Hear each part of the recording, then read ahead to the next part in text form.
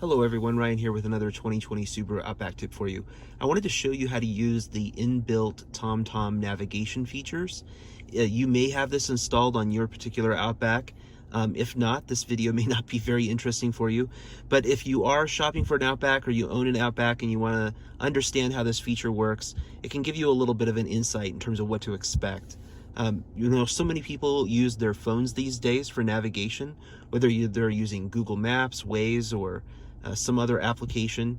But the 11-inch screen that's available in the 2020 Outback gives you a really great way to interact with maps, and so it really is worth learning how to use this feature. And let's face it, it is not a cheap feature. The option is rather expensive. So if you buy this feature, you really should probably learn how to use it to get the most out of it and get the most out of your vehicle. So first, I wanted to point out that I'm doing this at night on purpose. I actually wanted to show how this works at night and how it looks at night. I see a lot of daytime views of this app.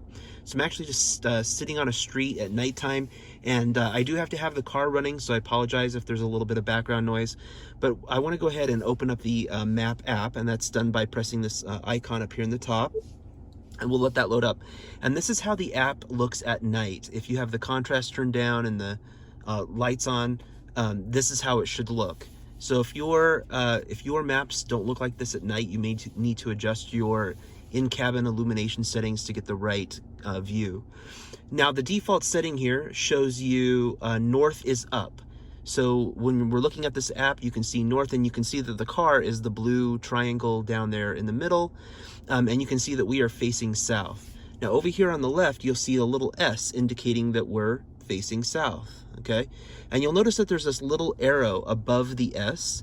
That's how you change your map view modes. So a lot of people will play with this or accidentally hit this, and this will give you, if you accidentally do this and you're confused about what happened, pay attention to this little up arrow. I'm going to go ahead and press it now one time, and that brings us into sort of a 3D mode. This is really a navigation mode, and you'll notice that all the street signs disappear. A lot of people get frustrated with this system because it doesn't show the street signs, and they're like, why doesn't it show the street signs? It just shows me the current street I'm on. It doesn't show me any other street names.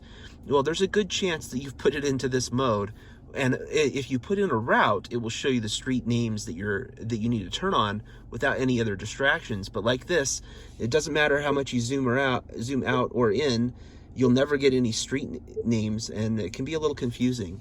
However, if you press this arrow one more time, you see the arrow's facing down right now. I'm going to press it one more time. Now we're in a mode where the direction I'm traveling is up, is facing up. So right now, because I'm pointing south, south is up, and you can see that the car has moved to the bottom of the screen. And that's how you can tell which mode you're in, by looking at the arrow here and then identifying where your car is in relation to the map.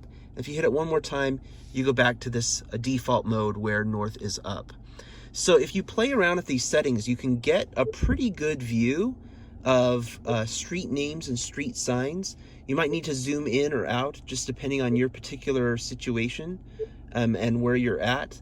And it might help you to play around with it a little bit.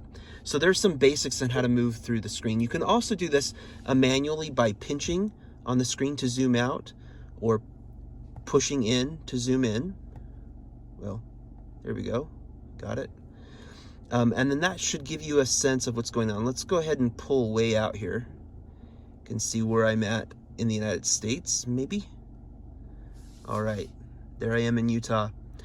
Okay, so those are some basics of how to move around. You can also use the arrows here to zoom in or out. It's another way to do it. Pretty basic navigation. And then you can also slide the map around to help you find points of interest if you need to. So if you ever need a reset, you can just press this, toggle these views, and it'll bring you back to a centered position. So if you ever get lost, toggle that little arrow above the plus and minus, and that will get you going. Now, this is a beautiful, large display, and it's, it's great to talk about with other people. People really just, are fascinated by this display. I have the map in an expanded mode right now. If I press these little arrows up here in the top left, you'll see that I get the information bar that has come back.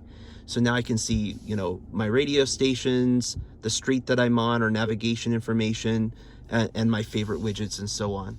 So it really just depends on what you want to display here.